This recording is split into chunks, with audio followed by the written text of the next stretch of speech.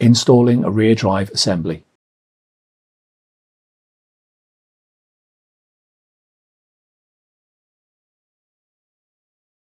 Align the guiding pin with the screw hole and then slide the cage to lock it to the holder. Fasten the screw to secure the rear drive assembly to the holder.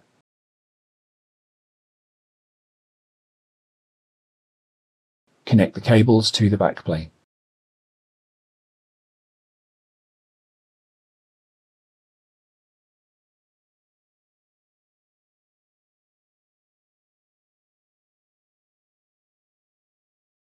Install all the drives or fillers in the rear drive bay.